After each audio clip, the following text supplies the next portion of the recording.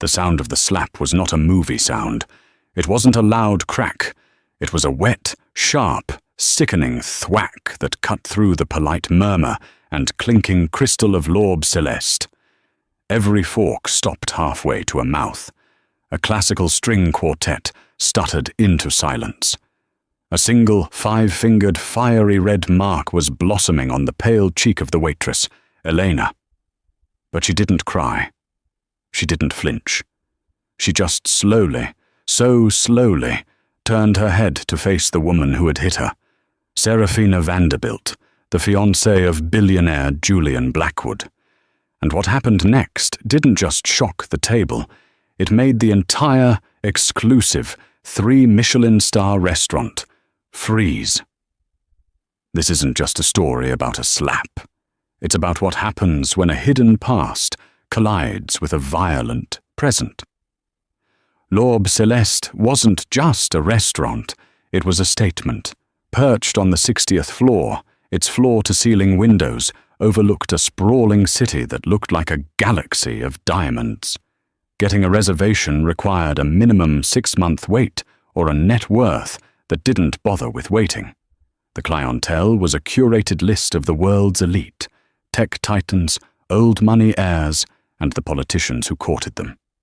And then there was Elena Sanchez. To the patrons, she was invisible, a functional part of the exquisite decor. To her manager, Monsieur Dubois, she was his most valuable asset, precise, quiet, and possessing an uncanny ability to anticipate a need before it was spoken. She refilled water glasses with the silence of a shadow. She described the amuse-bouche with a poetic subtlety that made it sound less like food and more like an experience. But beneath the starched black apron and the polite, neutral mask, Elena was a fortress. She wasn't Elena Sanchez, not really. That name was a shield, just as the waitress job was a camouflage. She was here for one reason: to survive. To pay for the anonymous P.O. box and the rent on a tiny walk-up apartment registered under a third name. She was paying for invisibility, one overpriced tasting menu at a time. Tonight, the tension in the restaurant was thick enough to be spread on the brioche. Table 12, the King's View table, was occupied. Julian Blackwood was there. Elena knew him, of course. Everyone did. He was the oracle of Silicon Valley, a man who had built a tech empire, Blackwood Axiom, from a single revolutionary piece of code. He was handsome in a severe, distracted way, his eyes constantly scanning a future no one else could see. Opposite him sat Serafina Vanderbilt. If Julian was new money genius, Serafina was old money royalty. Her family tree had roots in the Mayflower and branches in every major corporate board in the country. She was arrestingly beautiful, with blonde hair pulled into a severe chignon that highlighted her sharp cheekbones and sharper eyes. On her left hand, a diamond the size of a quail's egg flashed with cold, blue fire. It was, as Forbes had breathlessly reported, a $30 million engagement ring. Elena had been assigned their table. She felt the familiar, cold prickle of dread she always felt when serving the truly powerful. But she quashed it. Be the apron, be the shadow. The first 2 courses went smoothly. Julian was quiet, his attention more on his phone than his fiancée. Serafina, however, was in a foul mood. She had sent back her consommé twice, once for being tepid, the second time for being aggressively hot.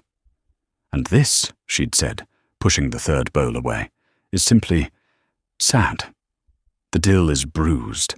Does your chef even care? My apologies, Miss Vanderbilt. I will inform him, Elena had murmured, her face a mask of professional contrition.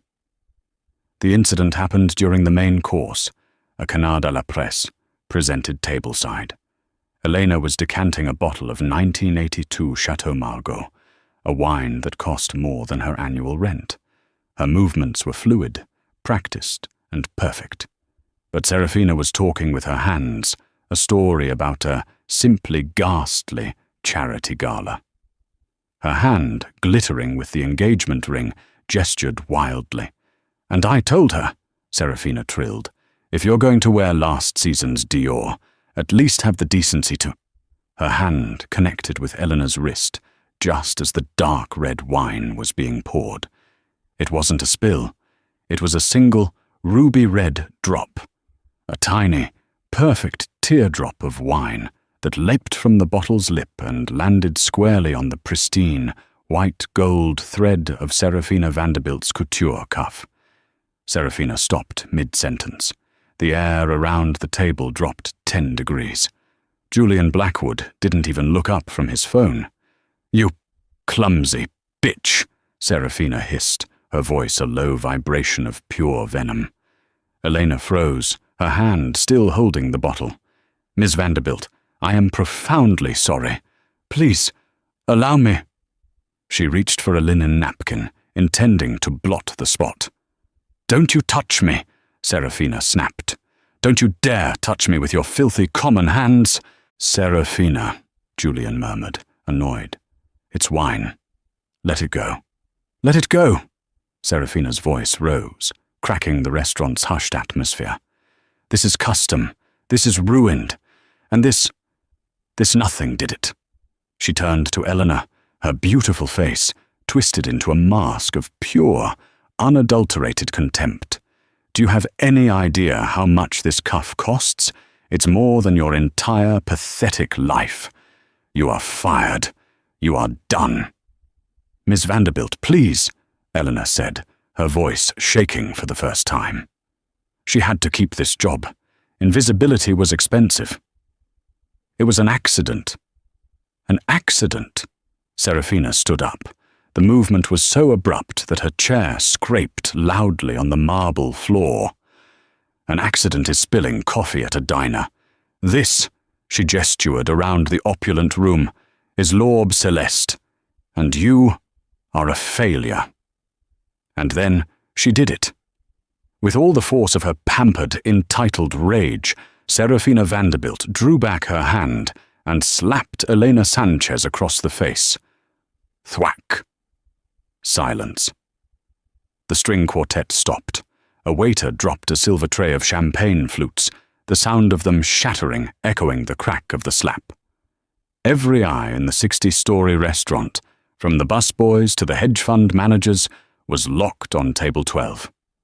Serafina was breathing heavily, her chest puffed with adrenaline and victory. Elena's head was turned to the side from the force of the blow.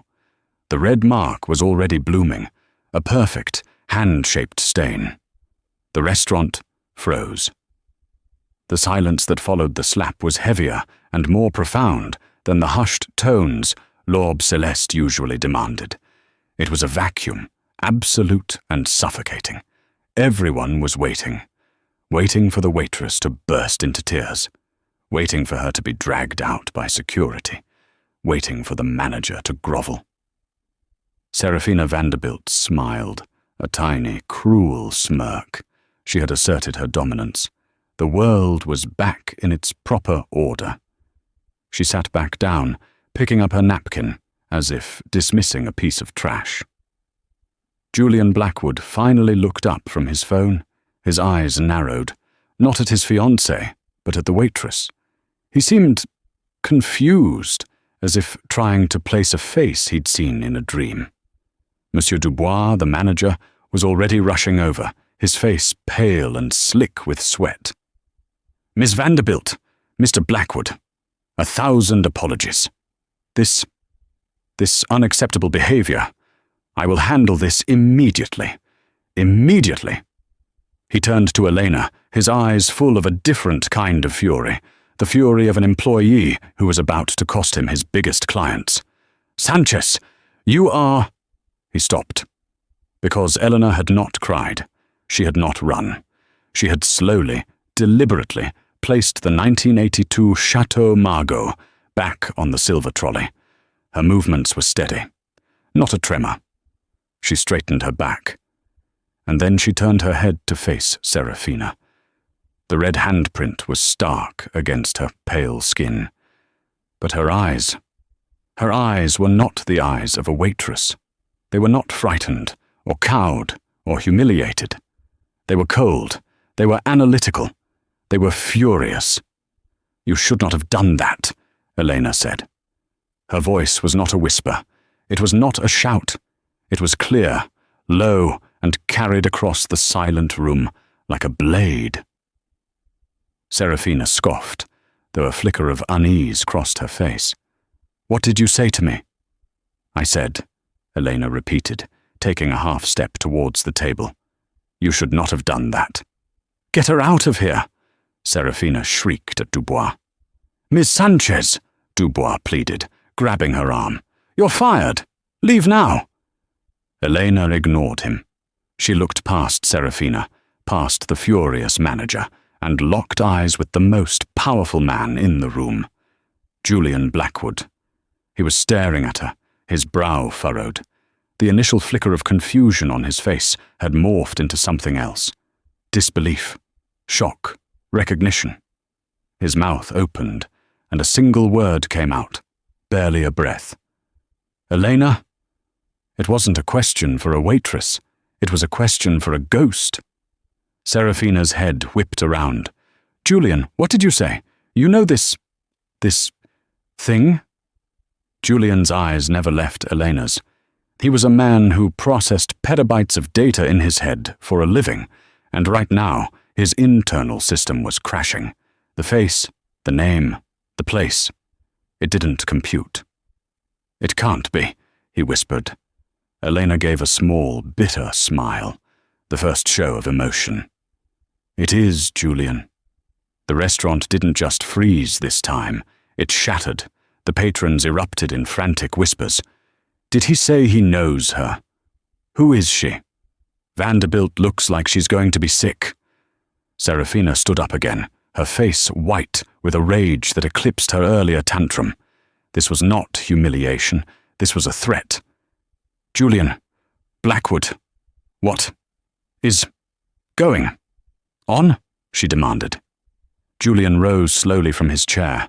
He was a tall man, and his shadow fell over the table.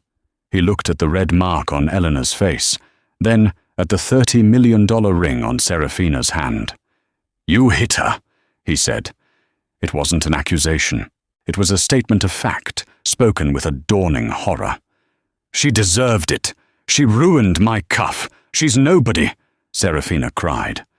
"She's not nobody," Julian said, his voice dropping to a dangerous low. He was looking right at Elena, but speaking to the whole room. "She is Elena Vance." If the first name had caused a ripple, the second was a tsunami. There wasn't a person in that room, or in the entire tech and finance world, who didn't know that name. Elena Vance, the prodigy, the genius, the co-architect of Julian Blackwood's entire empire, the woman who had designed the Etheria protocol, the revolutionary AI algorithm that was Blackwood Axiom, an algorithm Forbes magazine had called the single most valuable piece of code in the 21st century. Elena Vance, the woman who had vanished without a trace 5 years ago.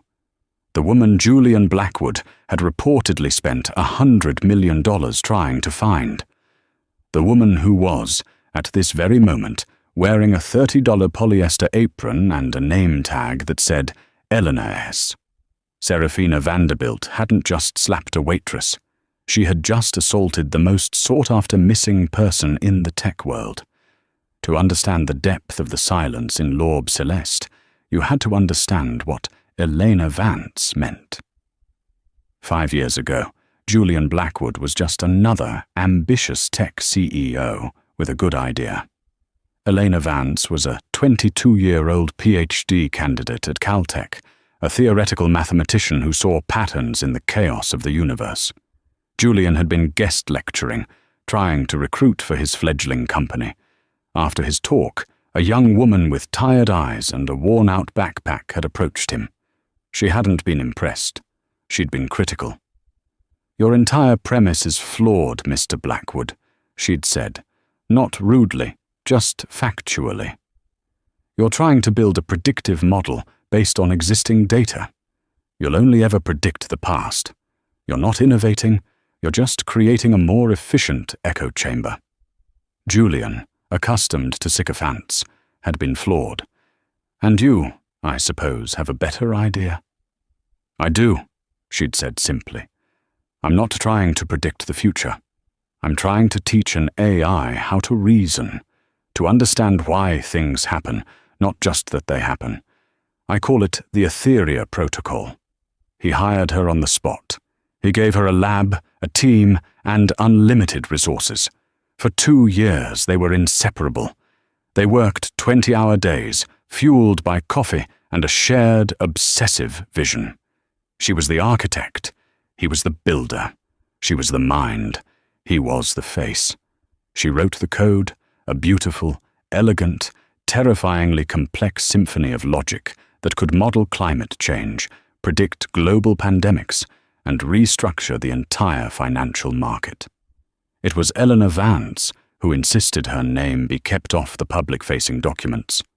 The work matters, Julian, not the credit, she'd insisted. Let me be the ghost in the machine. Blackwood Axiom launched. The Etheria Protocol went live. It didn't just succeed. It fundamentally broke and remade the world. It made Julian Blackwood a billionaire 10 times over. And then, one Tuesday morning, Elena Vance was gone. Her apartment was empty. Her hard drives were wiped. Her digital footprint vanished. To the world, she had never existed. The rumor mill went insane. Had she been poached by a rival government? Had she been kidnapped? Had Blackwood, as the darkest corners of the internet whispered, erased his partner to keep the profits for himself? Julian had spent a fortune trying to find her. He'd hired every private investigator and forensic data team on the planet. He'd followed leads to Zurich, Shanghai, and Buenos Aires. Nothing. He had mourned her. He had mourned the loss of the only mind that had ever truly challenged his own. He'd told the world she'd taken a permanent sabbatical for privacy. Eventually, he'd given up. He'd met Serafina Vanderbilt, whose family's old money connections could stabilize his new money empire. The engagement was a merger, plain and simple. And now, that ghost was standing in front of him, with a red handprint on her face, in a waitress uniform. The flashback ended. The present snapped back into sharp, agonizing focus. Julian looked at Eleanor, and the professional mask he wore to the world cracked. Eleanor, why? Why this? Why a waitress? Eleanor's icy composure held. I find the work clarifying, Julian. You meet the most interesting people. Her eyes flickered to the horrified Serafina. Serafina's mind was racing, trying to catch up. This wasn't a waitress. This was the Elena Vance, the woman whose disappearance had been the subject of a New York Times podcast, the woman who was, by all accounts, the co-owner of Julian's entire fortune. This changed everything. The slap wasn't just assault. It was a catastrophic miscalculation. Serafina stammered. I didn't know. How could I know? She's dressed like a servant. She's dressed. Julian's voice was arctic, like the person you were about to have fired for spilling a drop of wine. Monsieur Dubois looked as if he was about to faint. He had just tried to fire the most valuable woman in the tech industry. He began to back away slowly. But Eleanor wasn't finished. The shock of her identity was just the first wave. The second was about to hit. She turned to the trembling manager. Monsieur Dubois, please call the police. The room gasped. What? Dubois whispered. The police, Elena repeated, her voice ringing with authority. I've been assaulted by a patron. I wish to file a report. And I believe, she pointed to the multiple discreet security cameras in the ceiling, that L'Orbe Celeste has the entire incident on video. Serafina Vanderbilt went white as marble. You wouldn't dare." "Dare what?" Elena asked, rubbing her stinging cheek. "Dare to report a crime? Or dare to be a person who doesn't let you hit them?"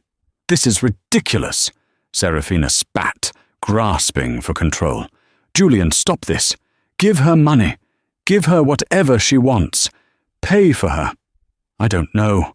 Her apartment. Just make this go away." Julian looked at Serafina, and for the first time, he seemed to be really seeing her. The beautiful, calculating woman he was about to marry. And he saw nothing. A hollow, gilded shell. He turned back to Elena. His voice was heavy with 5 years of questions. "Elena, what do you want?" Elena held his gaze. Her eyes were clear and unwavering. "I want justice, Julian," she said. "But more than that." She paused, and her eyes flickered with a new, dangerous light. "I want you to ask your fiancé who Marcus Thorne is." If the name Elena Vance had been a tsunami, the name Marcus Thorne was a targeted missile. Julian Blackwood's face, which had been a mask of confusion and shock, instantly hardened into a sheet of ice. The muscles in his jaw locked. Marcus Thorne. Thorne was not a public name. He was not on any Forbes list. He was the dark matter of Julian's world. Thorne was Julian's first ever partner, the venture capitalist who had given him his seed money, and he was the man Julian had ruthlessly and publicly excised from his company and his life 7 years ago, in a hostile buyout that was still the stuff of Silicon Valley legend. Thorne had been accused of embezzling, of trying to steal the company's IP. Julian had crushed him, or so he thought. "What do you know about Marcus Thorne?" Julian's voice was no longer that of a confused man. It was the CEO of Blackwood Axiom interrogating a hostile witness. "Julian, don't be absurd," Serafina snapped, though her voice was an octave too high. "What does that man have to do with anything? This girl is just trying to distract you." "She's not distracting me," Julian said, his eyes still locked on Eleanor. "She's answering my question." "Eleanor?" This was the moment. The pivot.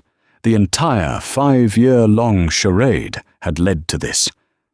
Elena finally dropped the neutral mask of the waitress. The full force of her intellect, her anger and her pain flooded her features. "Why am I here, Julian? Why am I Eleanor Sanchez, the waitress? Is that what you want to know?" she began, her voice gaining strength. "I didn't just leave 5 years ago. I didn't take a sabbatical. I ran." The restaurant was now her stage. No one was eating. No one was breathing. The waiters stood frozen against the walls. "I ran because I found something," Elena continued, "buried deep in the Etheria protocol. A back door, not one I had built. It was a parasitic code, siphoning data. Not just any data, your data. The company's future projections, our R&D, our financial vulnerabilities." Julian was white. "That's impossible. I personally oversaw the security audit after Thorne was pushed out. And you're brilliant, Julian, but you're not a coder." "Not like me," Elena said, a flash of her old arrogance surfacing. "You looked for a sledgehammer. This was a scalpel. It was hidden in the original seed funding code, the code Marcus Thorne provided." Julian's world was tilting. "He's been spying on me? For 7 years?" "Spying? No," Elena said with a bitter laugh. "That's what you do to a competitor.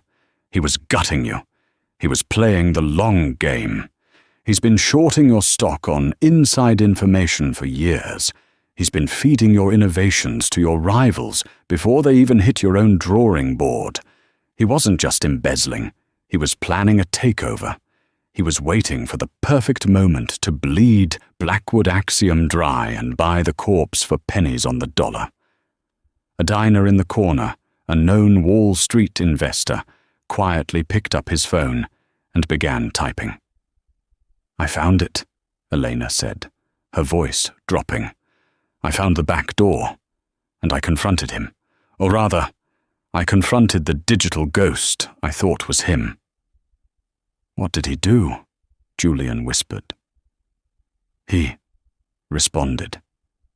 He wasn't just a ghost in the machine. He was in the machine. He locked me out of my own system, and he sent me a message, not an email, not a text. He activated the smart camera on my laptop. He showed me a live feed of my younger brother, Leo, at his university. He zoomed in on his face, and the message just said, 'Ghosts can't be missed, but brothers can.' The raw pain in her voice was devastating. He knew my one vulnerability, my family. So I vanished. I became a ghost. I wiped my digital footprint, liquidated what I had, created Elena Sanchez, and disappeared into the one place a person with my skills would never be looked for: the service industry.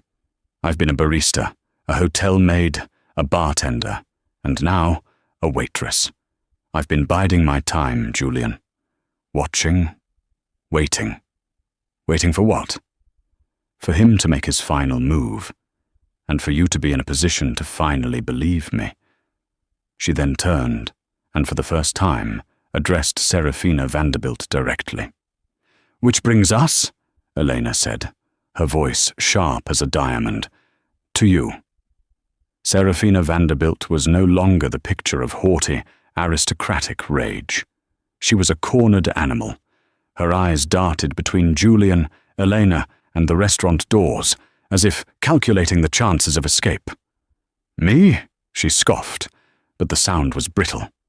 "This is a fantasy, a pathetic story from a crazy woman. Julian, she's clearly unstable. She's been stalking you." "Am I, Serafina?" Elena said, taking another step closer. "Am I unstable? Or are you just careless? You see, for the last 6 months, I've been working here, at L'Orbe Celeste. I specifically chose it." "Why?" Julian asked, the word hoarse. "Because it's your special occasion spot, Julian. Because you've brought Serafina here once a month since you started dating. And," Elena added, a predatory gleam in her eyes, "because the Vanderbilt family owns the holding company that owns this building. It's one of the few places Serafina feels safe enough to be indiscreet." Serafina's breath hitched. "I don't know what you're talking about." "Don't you? Let's talk about your father. Baron Vanderbilt. A man whose old money empire has been crumbling for a decade. He's been leveraged to the hilt. Desperate. Desperate enough to make a deal with a man like Marcus Thorne." "Lies!" Serafina shrieked. "My father doesn't know Marcus Thorne." "He doesn't?" Elena's smile was terrifying. "Then you must explain this. 3 weeks ago, you were at this very table. Table 12. You took a call from your father. You were upset. You kept saying, 'But the merger is the deal. Once I'm married, we get the access.'" Elena's voice was a perfect, scathing mimicry of Serafina's aristocratic drawl. "And then," Elena continued, "you said something very, very interesting. You said, 'Father, tell Thorne to be patient. I'll have Blackwood's full trust after the wedding. His passcodes, his private servers, everything.' You then hung up, and you," Elena's eyes narrowed, "ordered a second bottle of champagne and tipped me $5. Julian's body went rigid. It was one thing to be spied on by an old enemy.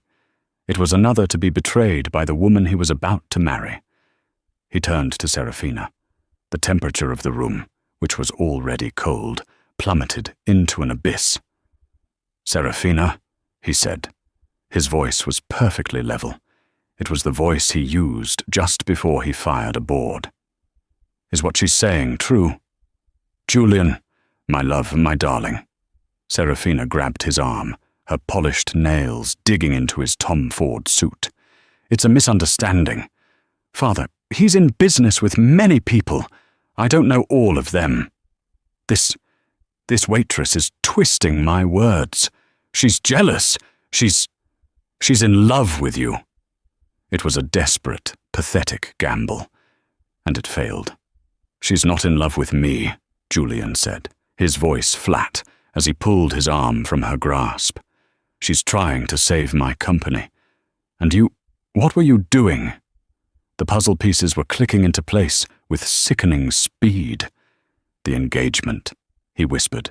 "The merger. It wasn't about our families. It was about access." "Julian, no!"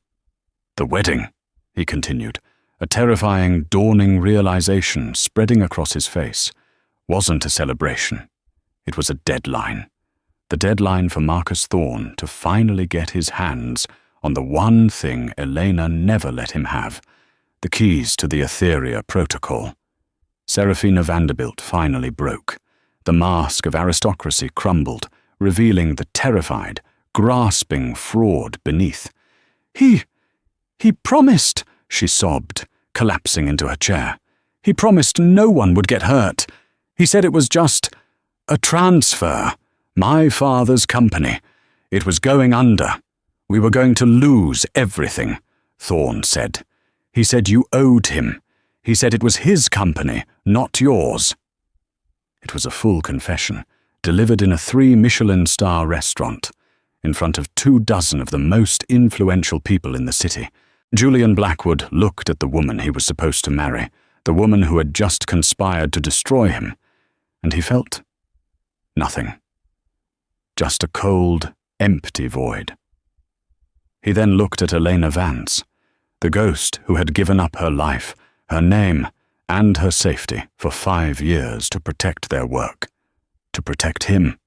The contrast was absolute. "Monsieur Dubois," Julian said, his voice now the unmistakable boom of command. The manager, who had been trying to blend into the wallpaper, snapped to attention. "Yes, Mr. Blackwood? You called the police, correct?" Yes, sir. For Miss Vance." "Good," Julian said. He pulled out his own phone. "I'll need you to call them again. Tell them to send a second car." He looked down at his sobbing, broken fiancée. "This one," he said, his voice utterly devoid of emotion, "is for fraud." The arrival of the police at L'Orbe Céleste was not the sirens blaring spectacle one might expect. This was a different kind of law enforcement, the kind that serves the 0.01%. 2 quiet, grim-faced detectives in expensive, understated suits came in through the service elevator, led by Monsieur Dubois. The restaurant was in a state of suspended animation. Patrons were no longer pretending to eat. They were watching, phones discreetly recording, as the biggest society scandal of the decade unfolded. The first detective, a woman named Harding, approached table 12. "We received a call about an assault." Elena, who had been standing silently, finally rubbed her cheek. The sting had faded, replaced by a deep, throbbing ache. "I'm the one who called. That woman," she pointed at Serafina, "slapped me." Serafina, who was now being flanked by a man who could only be the restaurant's private security, looked up, her face a mess of tears and mascara. "It was a mistake. I was upset." "It'll be on the report, ma'am," Detective Harding said, unimpressed. She'd seen it all before. "I'll need your statement, Ms.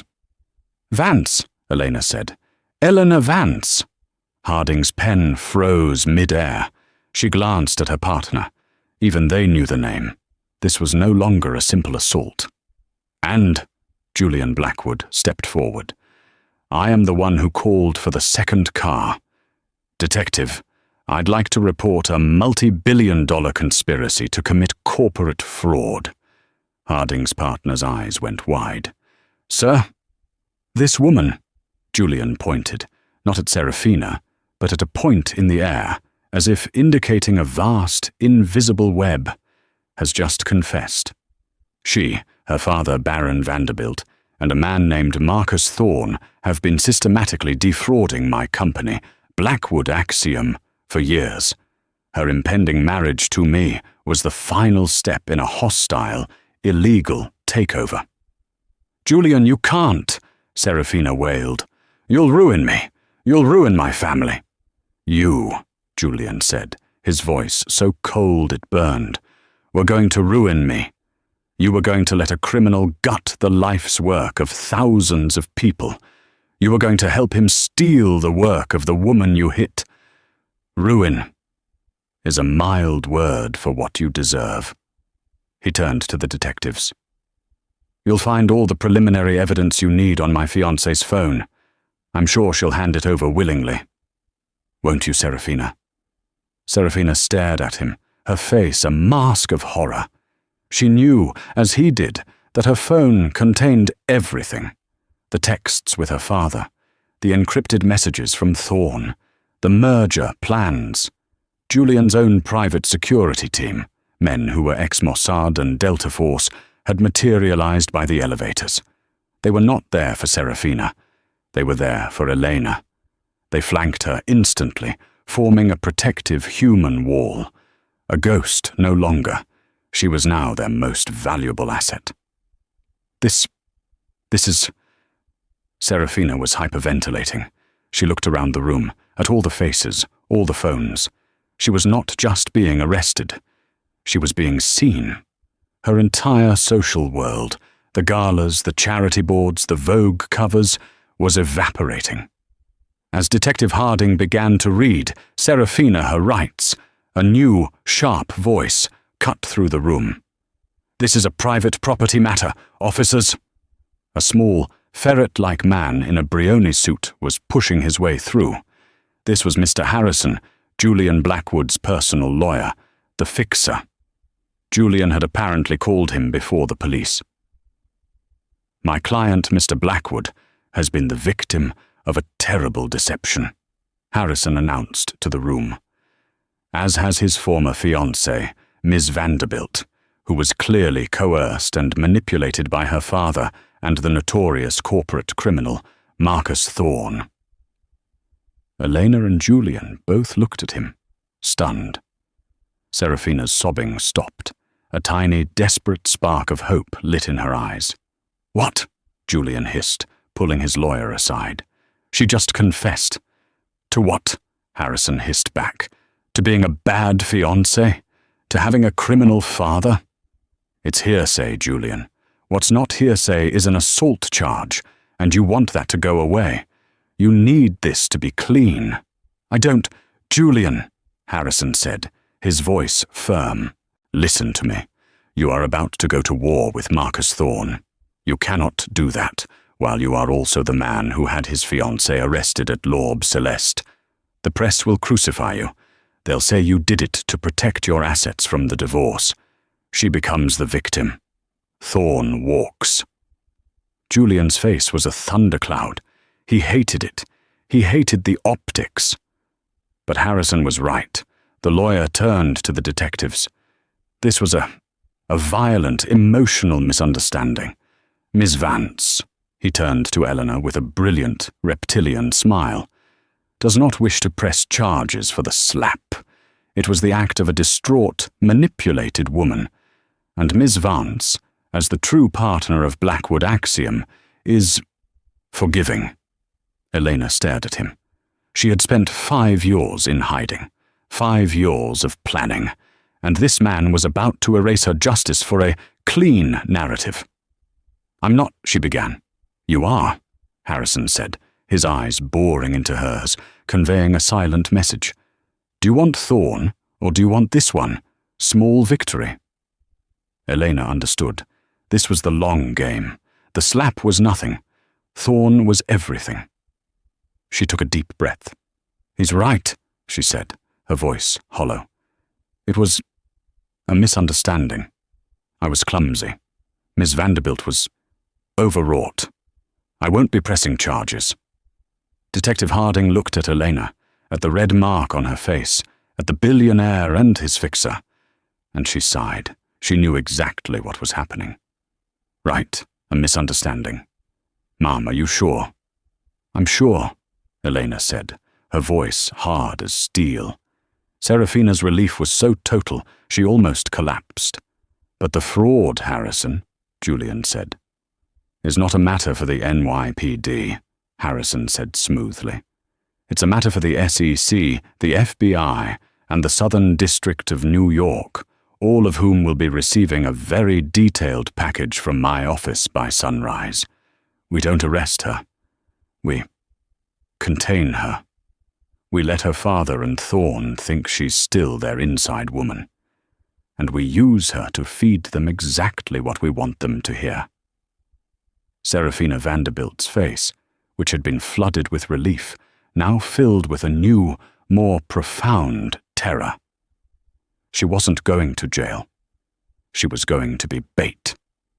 The arrival of the detectives was the final, definitive punctuation mark on the chaos. The bubble of L'Orbe Celeste had not just been pierced, it had been vaporized. The patrons, who had paid thousands for an evening of quiet exclusivity, had just witnessed the live, bloody death of a society dynasty and the resurrection of a tech legend. Detective Harding, a woman who had seen the worst of the city, was now navigating the most bizarre scene of her career. She was standing between a billionaire, his lawyer, a sobbing, disgraced heiress, and a waitress who was apparently one of the richest, most important women in the world. Let me be perfectly clear, Mr. Harrison, Julian's lawyer said, his voice a silken, venomous blade. He had taken absolute control. My client, Mr. Blackwood, is the victim of a coordinated, multi-billion-dollar fraud. This woman, he gestured to Serafina, who flinched as if he had struck her, was a key operative in that fraud. She is, however, also a victim of her father's criminal desperation and the predatory influence of Marcus Thorne. Serafina's head snapped up, a wild, desperate hope